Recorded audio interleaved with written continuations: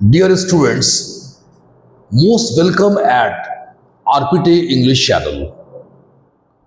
आज संडे है और मैंने सोचा आज कुछ ऐसा पढ़ाया जाए जो लीक से हटकर हो और जो हमारे लिए काफ़ी उपयोगी हो। इसी के मद्देनज़र और इसी को सोचते हुए आज हमने एक ऐसे विषय वस्तु को चुना है जो आपके ज्ञान को काफ़ी सार्थक बना देगा। एक शिक्षक होने के नाते जब मैं बच्चों को पढ़ाता हूँ तो कुछ ऐसी बेसिक समस्याएं आती है जो लगभग सभी स्टूडेंट्स को होती है, कुछ को छोड़कर। तो आज हम एक बड़ा ही बेसिक मुद्दे को उठा रहे हैं, एक बड़ा मूलभूत मुद्दे को उठा रहे हैं हम, ताकि आने वाले क्लासेस में या वैसे तमाम विद्यार्थी जो इंग्लिश की पढ़ाई करते हैं या इंग्लिश में एग्जामिनेशन की तैयारी कर रहे हैं, कोई कॉम्पिटिशन या एकेडमिक की, उनका बेसिक क्लियर हो जाए। उसी के मद्देनजर आज हम कुछ अहम चैप्टर लेकर आए हैं, कुछ अहम विषय वस्तु को लेकर आए हैं। मैंने देखा बहुत सारे विद्यार्थियों को परेशानी होती है बी को लेकर। बी एक वर्ब है जिसका मतलब होता है होना, बनना, रहना। तैयार हो, बी रेडी। खुश हो, बी हैप्पी। सावधान हो, बी हैप्पी। चुप हो, बी साइलेंट। बनना, महान बनो, बी ग्रेट। एक अच्छा आदमी बनो, be a good human being. ईमानदार बनो, बी ऑनेस्ट। रहना, खुश रहो, बी हैप्पी। सावधान रहो, बी केयरफुल। होशियार रहो, बी अलर्ट। तो बी का शाब्दिक अर्थ हो जाता है होना, बनना, रहना, और बी एक वर्ब होता है। स्टूडेंट्स, जैसे हर वर्ब के 5 फॉर्म होते हैं, verb 1, verb 2, verb 3, verb 4, verb 5, तो बी भी एक वर्ब है और जाहिर सी बात है कि बी के भी 5 फॉर्म होंगे ही होंगे। मगर ये जो बी के 5 फॉर्म होते हैं, that are very very confusing and they are problem creators. और इसी मुद्दे को आज हम उठाएंगे अपने इस खास क्लास में कि इंग्लिश में बी के कौन कौन से फॉर्म होते हैं। जैसे हमने कहा हर वर्ब के 5 फॉर्म होते हैं। वर्ब 1, वर्ब 2 और वर्ब 3 हमें याद करने पड़ते हैं। जब किसी वर्ब में आईएनजी लगा देते हैं तो V4 हो जाता है, चौथा रूप, और एस या ईएस लगा देते हैं तो V5 यानी वर्ब का 5वां रूप होता है। यानी कि वर्ब के 1, 2, 3 फॉर्म हमें याद करने होते, वर्ब का चौथा रूप और 5वां रूप हम खुद बनाते हैं। आईएनजी लगाकर चौथा रूप और एस या ईएस लगाकर 5वां रूप। जैसे play, played, played, playing, plays. Write, wrote, written, writing, writes. Come, came, come, coming, comes. Drive, drove, driven, driving, drives. यानी कि आईएनजी लगा दिए V1 में, वर्ब 1 में आईएनजी लगाते हैं तो V4 और एस या ईएस लगाते हैं तो V5, जो इसका बेसिक फंडा होता है।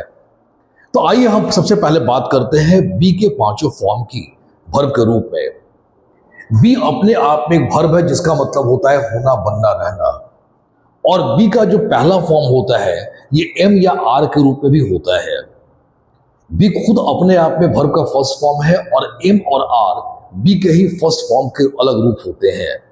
यानी इंग्लिश में जो एम है या आर है ये हमारा बी का ही रूप है, फर्स्ट फॉर्म। बी का सेकंड फॉर्म होता है वॉज या वर, और बी का थर्ड फॉर्म होता है बीन। और जाहिर सी बात है जब आईएनजी लगाएंगे तो हो जाएगा बीन। मगर यहां पर हमारा होना चाहिए बेस। अगर हम बात करते हैं बेसिक फंडे की तो यहां पर बेस होना चाहिए इंग्लिश में, क्योंकि बी का फॉर्म है इसीलिए बेस होना चाहिए। अगर हम अपने फॉर्मूले की बात करें तब गो, वेंट, गॉन, गोइंग, गोज, तो यहां पर जब बी है तो बेस क्यों नहीं है।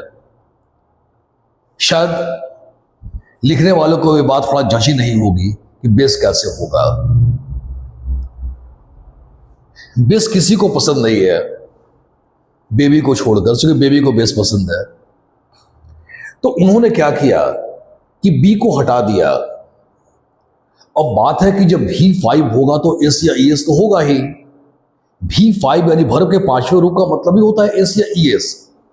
लेकिन बेस पसंद नहीं आया। नियमतः बेस होना चाहिए। जब गो का गोज, प्ले का प्लेस, राइट का राइट्स, तो बी का बेस क्यों नहीं? लेकिन बेस पसंद नहीं आया क्योंकि बेस सिर्फ बेबी को पसंद है।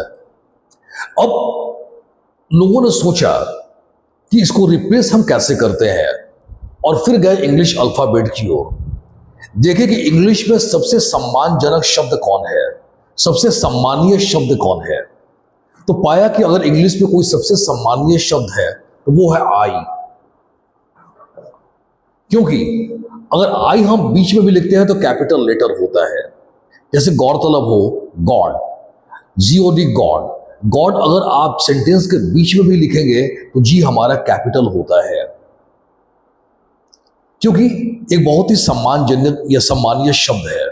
तो इंग्लिश में आई को सबसे ज्यादा सम्मानजनक माना गया है, इसलिए आई जब भी होता है वो हमेशा कैपिटल लेटर में होता है। और दूसरी बात, एक वर्ड है एम। एम बना है सिर्फ आई के लिए, आई का अंगरक्षक। इंग्लिश में एम का कोई वजूद है ही नहीं। अगर आई है तभी एम है, नहीं तो एम का कोई यूज नहीं है। तो बेशक पाया गया कि आई इंग्लिश का सबसे सम्मानित शब्द है, तो यहां पर बी को आई में रिप्लेस कर दिया गया और बन गया हमारा इज। इस तरह इज हमारा वर्ब का पांचवा फॉर्म बना बी का। तो ये रहे बी के 5 form, V1, V2, V3, V4, V5। लेकिन सबसे अहम चीज है इसका यूज। पहले हम बात करते हैं प्रेजेंट टेंस की। अगर हम प्रेजेंट की बात करेंगे या कहें सिंपल प्रेजेंट की अब बात करते हैं। सिंपल प्रेजेंट में क्या होता है, कभी भी सिंपल प्रेजेंट होगा तो हमेशा V1 या V5 होता है, आपने पता होगा। सिंपल प्रेजेंट का मतलब ही होता है V1 या V5। और हमने पढ़ाया था आई, यू और प्लूरल के साथ V1 और सिंगुलर के साथ V5 का प्रयोग करते हैं।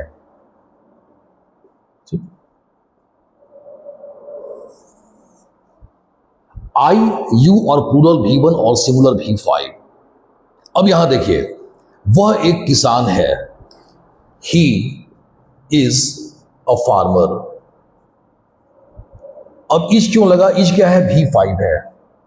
इज क्या है? V5 है, राइट। और सिंगुलर में हमेशा V5 होता है, इससे ही इज अ फार्मर। और